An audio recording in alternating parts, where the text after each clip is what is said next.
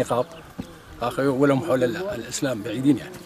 يعني أفادت مصادر صحفية أن تنظيم الدولة الإسلامية داعش في مدينة الباب وريفها التابعة لريف محافظة حلب شمال سوريا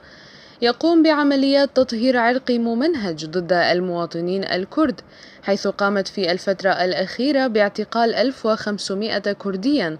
إضافة إلى قتل المئات ونزوح الآلاف من تلك المناطق، ليتجاوز العدد الإجمالي للنازحين إلى 80,000 مدني حسب ما ذكرته مصادر حقوقية. وقد أشار سكان محليون فروا من مناطق تنظيم الدولة الإسلامية داعش أن التنظيم يجرب مع السكان كافة أساليب الترهيب والترغيب كي ينخرطوا في صفوفه، خاصة بعد الضربات الموجعة التي تلقاها التنظيم مؤخرا من قوات سوريا الديمقراطية المدعومة من قوات التحالف الدولي.